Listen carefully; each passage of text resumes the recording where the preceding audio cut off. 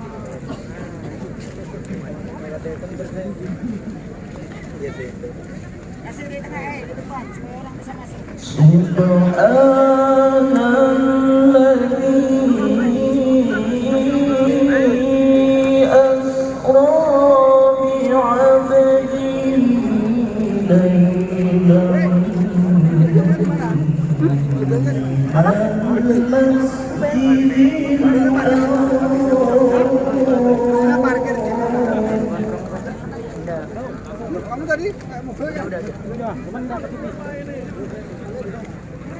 Bapaknya nama siapa? Pak itu di sana masalahnya. Aduh, ini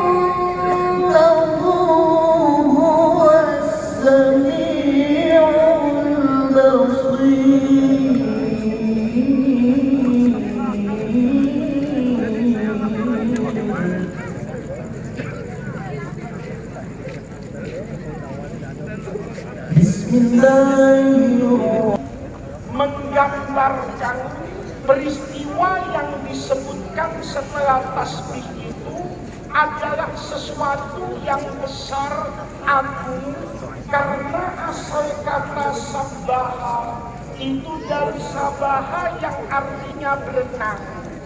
Bapak kalau berenang itu biasanya di tepian sungai, turun di pinggirnya, kemudian bergerak ke tengah, menjauh kalau di laut dari bibir pantai, itu namanya berenang. Kalau masuk sungai tapi tetap ada di pinggirnya saja, itu bukan berenang, namanya berendam. Kalau berenang itu bergerak dari tepian menuju ke tengah, semakin jauh, itu namanya berenang. Tasbih itu di dalam bahasa Arab sama dengan berenang untuk menggambarkan bahwa peristiwa yang akan disebutkan setelahnya itu jauh dari jangkauan manusia. Di dalamnya ada kekuasaan Allah Subhanahu wa Ta'ala. Maka di dalam Al-Quran, surah-surah Al-Musabbihat ini ada yang menggunakan fi'il madhi, kayak misalnya firman Allah yang berbunyi sabbaha lillahi ma fis samawati wa ma fil ardh. Ada yang menggunakan fi'il mudhari yusabbihu lillahi ma fis samawati wa ma fil ardh. Ada yang menggunakan fi'il amr sabbihisma rabbikal a'la. Hanya satu yang nanti tidak menggunakan kata kerja. Ini kalau ngaji pesantren habis, kalau kata kerja fi'il tadi itu, kalau yang namanya fi'il madi itu terjadi di masa lalu. Kalau yang namanya fi'il mudhari itu sekarang dan di masa yang akan datang. Kalau fi'il amr itu mewujudkan sesuatu dari yang tidak ada sekarang atau di masa yang akan datang menjadi ada. Itu kalau pakai kata kerja. Kalau pakai kata kerja, maka dia membutuhkan yang namanya objek, yang namanya subjek. Itu bahasa Indonesianya pelaku, bahasa ilmu nahwunya namanya fa'il. Kalau sudah ngaji nahwu, ada fi'il, ada fa'il, dia butuh objek namanya maf'ulun bih. Dia terikat dengan banyak hal. Tetapi di surah Mi'raj itu Allah buka peristiwa itu ketika menceritakan di dalam Al-Quran, tidak menggunakan fi'il madi, tidak menggunakan fi'il mudhari, tidak menggunakan fi'il amr. Allah gunakan yang di dalam ilmu sharaf namanya masdar. Masdar itu tidak terikat dengan waktu, tidak terkait dengan objek, tidak terkait dengan subjek. Apapun yang melekat pada kata-kata masdar subhana itu pasti di dalamnya ada peristiwa agung yang luar biasa. Makanya bapak-bapak, ayat ini menarik sekali. Ketika Allah katakan subhanallazi asra, asra menunjukkan ketinggian segala-galanya. Yang pertama, ketinggian fisik. Kayak saya malam ini kan fisiknya lebih tinggi dari bapak-bapak, karena saya ada di atas panggung. Tadi pagi pesawat saya itu nggak turun-turun, ya, muter-muter di atas ground. Maka hari itu saya menjadi manusia yang paling tinggi di ground. Ibu Bupati tadi pagi ada di bawah, ya. Habib Fahmi tadi pagi juga ada di bawah saya. Saya secara fisik ada di atas. Itu kan gambaran subhanallazi asra. Nabi Muhammad itu fisiknya tinggi ketika Isra, makamnya bi'abdi. Kata Allah, saya yang membersamai Nabi Muhammad. Makanya buruk itu tidak bisa mendarat karena cuaca buruk. Tapi pesawat secanggih apapun, saya tuh agak ngerti pesawat, karena dulu cita-cita saya itu jadi pilot. Tapi takdir saya jadi kiai. Tapi saya bersyukur, ya, ternyata enakan jadi kiai daripada jadi pilot. Ya, saya berdua dulu dengan teman, itu ada yang jadi pilot. Teman saya betul-betul karirnya betul-betul jadi pilot. Setelah COVID, ternyata enakan jadi kiai. Teman saya jadi pilot di Singapura itu tiba-tiba WhatsApp, panggil saya orang Jawa, Gus, mau beli roti enggak? Saya tanya, semenjak kapan kamu jualan roti?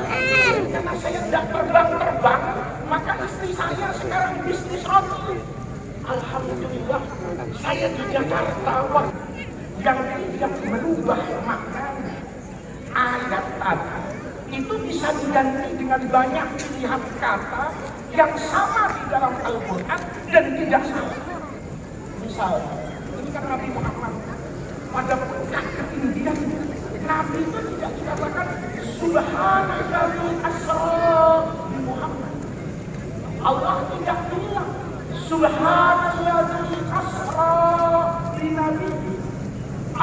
tidak sebut subhanalladzi asra bi rasul. Padahal kalau diganti di Jakarta ini tidak ada yang salah. Subhanalladzi asra bi Muhammad. Memang Nabi Muhammad di Quran suka dipanggil dengan namanya Muhammad. Wa ma Muhammadun illa rasulun. Itu disebut nama. Nabi Muhammad juga disebut dengan pangkatnya. Apa pangkat jabatan Rasulullah? Ya Nabi, ya Rasul. Ya ayyuhan Nabi, harridil mu'minina al-qital. Disebut Nabi, disebut Rasul. Ya ayyuhar Rasul, balligh ma unzila ilaika min rabbika. Nama Muhammad, jabatan sebagai Nabi, pangkat sebagai Rasul, itu biasa disebut di dalam Al-Quran. Pertanyaannya, mengapa pada puncak ketinggian makam Rasulullah kok yang disebut bukan namanya, bukan pangkatnya, tetapi abdul penghambaannya Rasulullah Shallallahu Alaihi Wasallam. Ini sebetulnya hikmah yang paling penting dari peristiwa Al-Isra wal Mi'raj.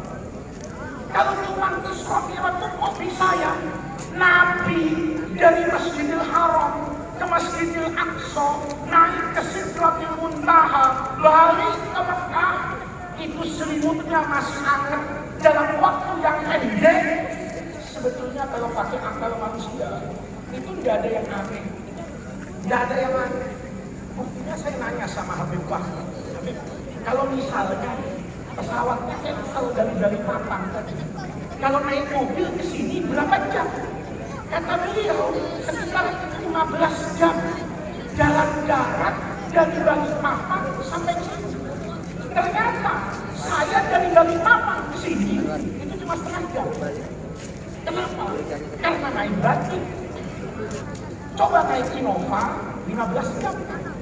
Coba naik sepeda, mungkin kiamat kurang 3 hari saya baru sampai ke sini. Ya. Artinya apa? Tidak ada yang aneh. Kok orang itu 16 jam dari Balikpapan ke sini naik mobil? Itu orang kenapa 3 tahun baru sampai jalan kaki? Itu kiai kenapa 30 menit sampai naik pesawat? Tidak ada yang aneh. Tapi yang perlu kita pahami, yang perlu kita pelajari, kenapa sih kok Rasulullah itu harus diisrakan?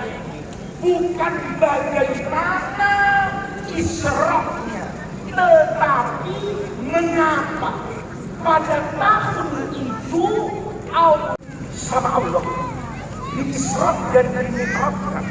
Itu kan setelah Rasulullah sebagai manusia membuktikan penghambaannya kepada Allah.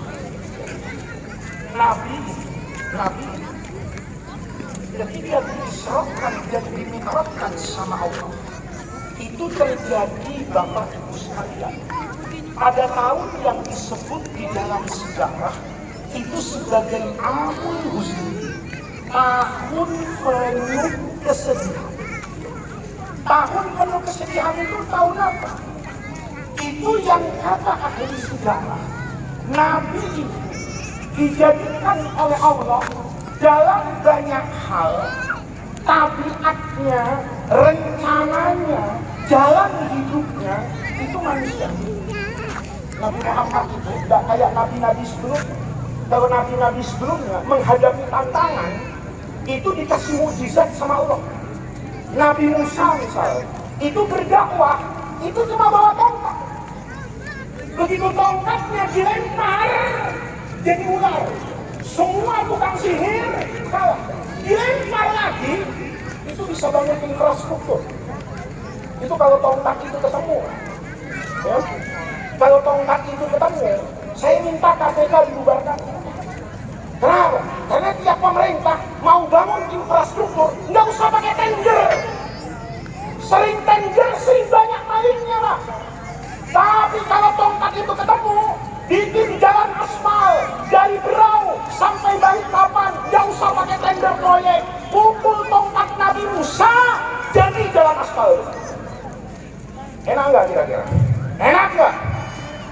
Sebaliknya, pengemban amanat yang bangun jalan masih dikorupsi, nggak usah dibawa ke KPK, lemparin tongkat Nabi Musa, biar ditelan sama ular itu selesai.